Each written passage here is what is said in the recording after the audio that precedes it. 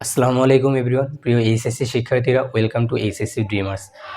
আজকে তোমাদের সামনে নিয়ে আসলাম পদার্থবিজ্ঞানের প্রথম পত্রের পঞ্চম অধ্যায় কাজ, শক্তি ও ক্ষমতা এর কাজ সংক্রান্ত বেসিক কনসেপ্ট অফ ওয়ার্ক নিয়ে। তো তোমরা ম্যাক্সিমামই মূলত কাজ, শক্তি ও ক্ষমতার সিকিউ এমসিকিউ সলভ করতে গিয়ে অনেক প্রবলেমের সম্মুখীন হও। তো এই কাজ সংক্রান্ত বেসিক কনসেপ্টের ভিডিওটি দেখলে আশা করি তোমাদের ধরনের প্রবলেমের সম্মুখীন হতে হবে না। তো কথা না বাড়িয়ে চলো শুরু করা যাক।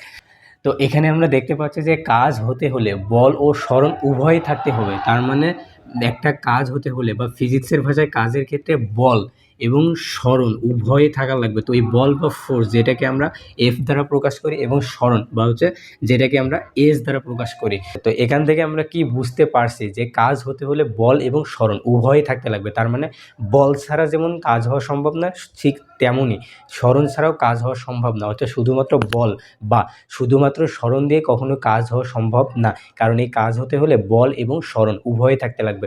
তো এই একটা মাত্র কনসেপ্ট দিয়ে আমরা অনেক কয়েকটা প্রবলেম সলভ করতে পারবো। তো আশা করি এই ভিডিওটির মাধ্যমে যে ফিজিক্স জিনিসটা আসলে কেমনে পড়ার লাগে এই জিনিসটাও তোমাদের অনেকটাই ক্লিয়ার হয়ে যাবে। তো এখানে কাজ বা যেটাকে মূলত বলা হয়েছে ইংলিশে ওয়ার্ক। তো এই ওয়ার্ক বা কাজকে মূলত ডাব্লু দ্বারা প্রকাশ করা হয়। তো ডাব্লু ইকুয়াল আমরা জানি হচ্ছে এফ এস।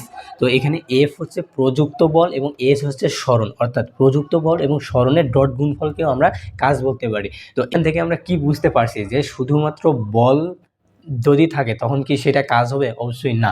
আবার শুধুমাত্র যদি সরণ থাকে, বল না থাকে, দ্যাটস মিন এফ যদি জিরো হয় তাহলে কি কাজ হবে? তাহলেও আলটিমেটলি কাজ হবে না। কখন ইউজ করব? তো এই সূত্রটি শুধুমাত্র আমরা লিনিয়ার ডিসপ্লেসমেন্টের ক্ষেত্রে ইউজ করব। তো এখন আসি যে আসলে এই লিনিয়ার ডিসপ্লেসমেন্ট কি। তো লিনিয়ার ডিসপ্লেসমেন্ট হচ্ছে যেটা সরল রেখা বরাবর ঘটে, সেটাই হচ্ছে লিনিয়ার ডিসপ্লেসমেন্ট। তো সব কাজ বা সব বল এর সরণ কি শুধুমাত্র সরলরেখা বরাবর হইতে পারে? অবশ্যই শুধুমাত্র সরলরেখা বরাবর হতে পারে না। তো এই ক্ষেত্রে বা যে ক্ষেত্রে সরলরেখা বরাবর হবে না সেই ক্ষেত্রে আমরা যেটা বলবো সেটা হচ্ছে নন লিনিয়ার ডিসপ্লেসমেন্ট।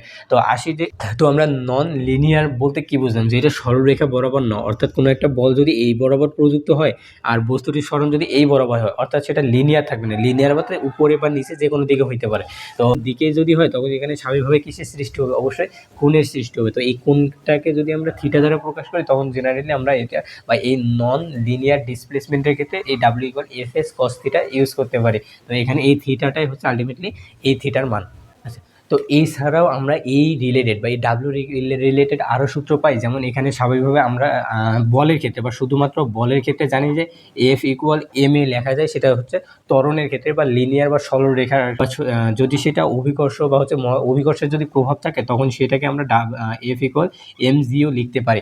তো এফ ইকুয়াল এম এ বা এফ ইকুয়াল এম জি, এই এফ এর মানটা যদি আমরা এখানে বসাই তাহলে এই সূত্রটাকে আমরা লিখতে পারি যে M G S cos theta. আবার এখানটাকে বা এটাকে আমরা লিখতে পারি M A S cos theta. ঠিক।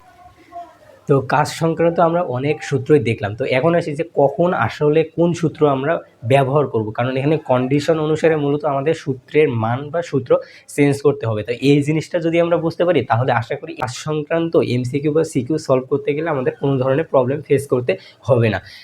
তো বন্ধুরা, প্রথমেই চলো আমরা একটি সহজ উদাহরণের মাধ্যমে এই বিষয়টি বোঝার চেষ্টা করি। তো এখানে যদি আমরা ধরি যে কোনো এক ব্যক্তি সেকেন্ড ফ্লোর থেকে ফার্স্ট ফ্লোরে কোনো একটি ভারী বস্তু নিয়ে নামবে।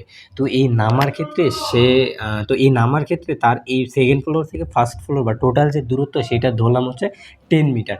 আর যে ব্যক্তিটি ছিল তার ভর ধরলাম হচ্ছে 40 কেজি। আর যে ভারী বস্তুটি নিয়ে সে নামছে সেটির ভর ধরলাম হচ্ছে 10 কেজি। তো এক্ষেত্রে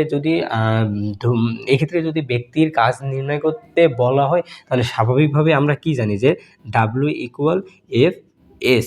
তো এখানে এফ হচ্ছে বল আর এস হচ্ছে সরণের মান। তো এখানে বল এফ ইকুয়াল, যেহেতু এখানে নিচ উপরে অভিকর্ষের প্রভাব আছে তাহলে এখানে সহজভাবে আমরা জানি এফ ইকুয়াল এম জি আসবে। তাহলে আসবে কি আলটিমেট এখানে এম কি? এম হচ্ছে ভর। তো এখানে টোটাল ব্যক্তির ভর আর হচ্ছে বস্তুর ভর, টোটাল ভর যেহেতু আসতেছে তো এখানে ভর বলতে আমরা আলটিমেটলি টোটাল যে ভর আছে সেই ভরটাকেই বুঝি। তো টোটাল ভর এখানে কত আসবে?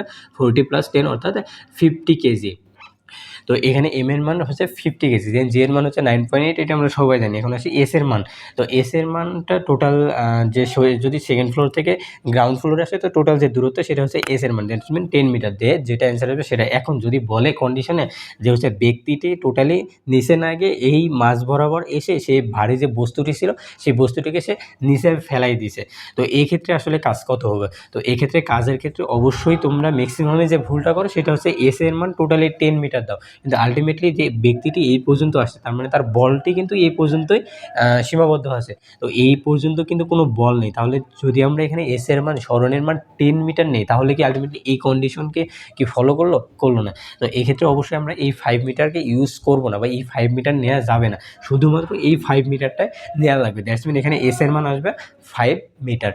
ওকে, তাহলে এস এর মান যদি আমরা এখানে 5 মিটার বসে, তাহলে আলটিমেটলি আমাদের অ্যাকুরেট অ্যান্সারটা আমরা পেয়ে যাবো। তো এখন আমরা আরেকটি সহজ উদাহরণ দেখব। যেমন ধরলাম যে কোনো এক ব্যক্তি কোনো একটি মার্বেল বা কোনো একটি ফুটবলকে আঘাত করলো, যার ফলে ফুটবল বা মার্বেলটি এই পর্যন্ত আসলো। তো এই আঘাত করার স্থান থেকে যে পর্যন্ত আসছে তার দূরত্ব ধরলাম হচ্ছে 10 মিটার। এখানে হচ্ছে আঘাত করছে, তো এই আঘাত করার ফলে যেটি দ্বারা আঘাত করছে সেটি পর্যন্ত এই বলের যে দূরত্ব সেটা ধরলাম হচ্ছে 2 মিটার।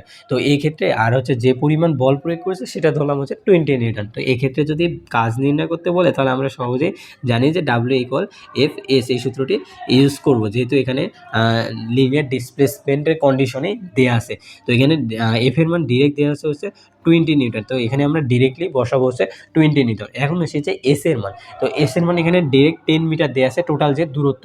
তো স্বাভাবিকভাবে ম্যাক্সিমামে তোমরা যেটা করো সেটা হচ্ছে যে এখানে এস এর মান 10 মিটার দাও। তো আলটিমেটলি যদি এখানে এস এর মান 10 মিটার দেই তাহলে কি অ্যান্সার ঠিক আসবে?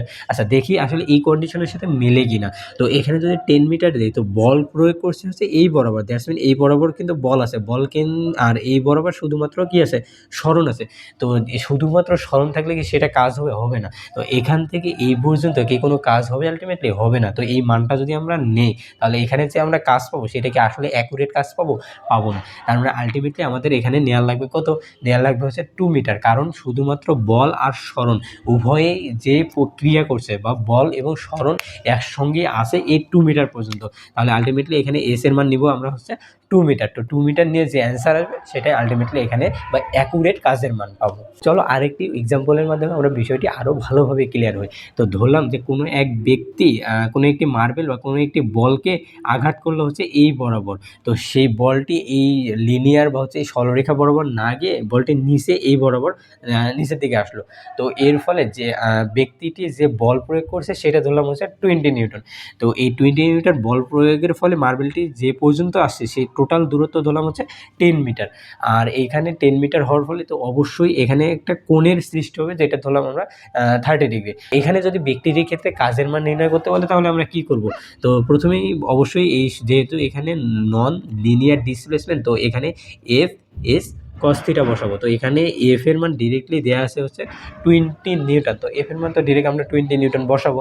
তো এখন আসে যে এস এর মান। তো আলটিমেটলি এস এর মান আমরা বসাবো কি 10 মিটার না হচ্ছে 0.2 মিটার। এস এর মান হচ্ছে টোটাল যে দূরত্ব 10 প্লাস 0.2। তো এখানে আমাদের কন্ডিশন আসতেছে 3টা। তো নিব কোনটা? তো তোমরা ম্যাক্সিমামে যেটা করো সেটা হচ্ছে যে 10 প্লাস 0.2 অর্থাৎ 10.2 মিটার দাও। তো 10.2 মিটার দিলে কি আলটিমেটলি আমাদের ঠিক হবে?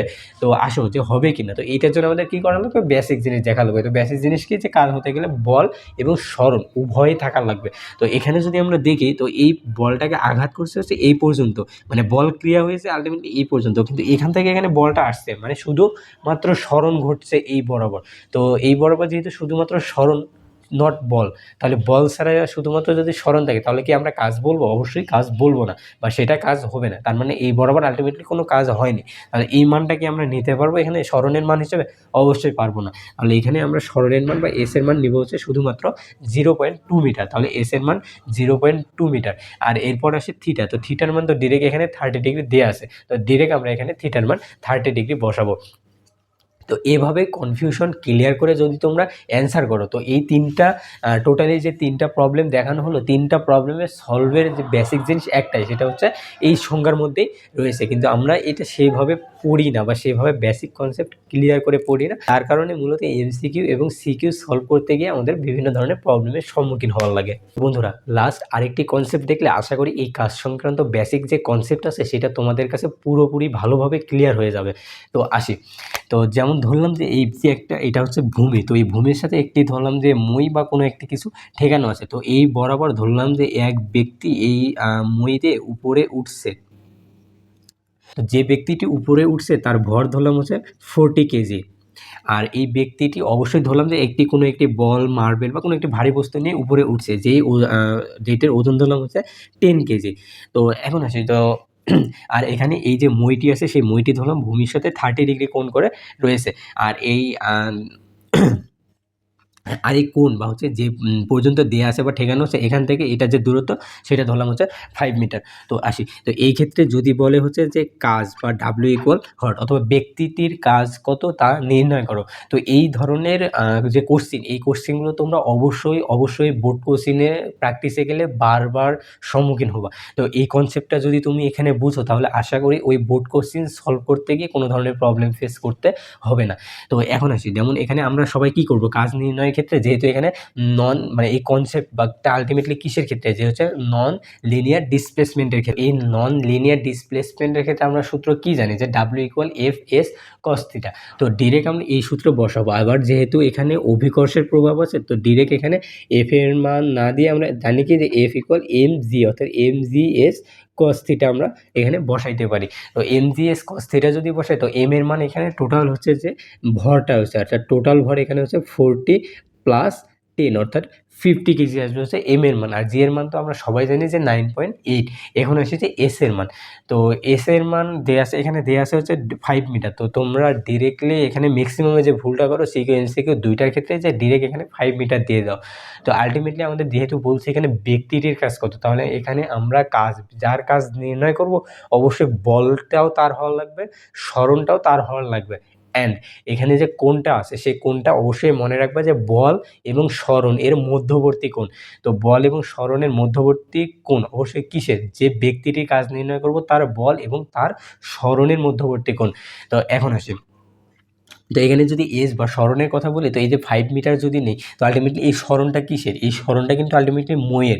এই স্মরণটা কিন্তু আলটিমেটলি কোনো ব্যক্তির না, কারণ ব্যক্তি উঠছে বা উপরে উঠছে বা স্মরণ ঘটছে এই বরাবর। তো আমরা যদি এই স্মরণটা নিই তাহলে কি আলটিমেটলি এখানে যে কাজের অ্যান্সারটা পাবো সেই অ্যান্সারটা কি অ্যাকুরেট আসবে? অবশ্যই আসবে না। তো এখানে আসবে না মানে কি, এখানে আমাদের অবশ্যই এই বরাবর স্মরণ না নিয়ে এই বরাবর স্মরণ নেওয়া লাগবে। তো এখন আসে দেয়া আছে, তো এই বরাবর স্মরণ মানে হচ্ছে ভূমি বরাবর স্মরণ। এখন অতিভুজ বরাবর স্মরণ কিভাবে নিব? তো এটার জন্য আমাদের ত্রিকোণমিতিতে যাইতে লাগে। ত্রিকোণমিতি অনুসারে আমরা কি জানি যে cos θ ইকুয়াল ভূমি বাই অতিভুজ। অর্থাৎ যদি আমরা এখানে দেখা যায় যে এটা যদি আমরা ভূমি ধরি, অর্থাৎ এটা যদি টোটালি একটা আ আ সমকোণী ত্রিভুজ ধরি, আর এটাকে যদি আমরা ভূমি ধরি আর এটাকে যদি আমরা অতিভুজ ধরি, তাহলে এখানে cos 30 ডিগ্রি ইকুয়াল ভূমি বাই অতিভুজ, অর্থাৎ 5 বাই, যেহেতু ধরলাম এটাকে x, তো 5 বাই x লেখা যায়। তো এখানে x ইকুয়াল কি 5 cos 30 ডিগ্রি। তো cos 30 ডিগ্রির মান হচ্ছে √3/2, অর্থাৎ 5√3/2। তো এইটাই হচ্ছে আমাদের টোটাল এখানে এস এর মান। তো এই হচ্ছে এস এর মান নিয়ে কনসেপ্টটা আমাদের ক্লিয়ার। এখন আসি আমরা হচ্ছে থিটার মান নিয়ে। তো এখানে এস এর মানও আমরা পাইলাম, তাহলে এম জি এস তিনটাই গেল। এখন আসি থিটা। তো থিটার মান এখানে ডিরেক্ট দেয়াই আছে কত, 30 ডিগ্রি। তো এখানে যদি আমরা 30 ডিগ্রি বসাই তাহলে কি আসলে ঠিক হবে? আলটিমেটলি থিটাটা কি, তো থিটা হচ্ছে এখানে যার কাজ নির্ণয় করব তার বল এবং স্মরণের মধ্যবর্তী কোণ।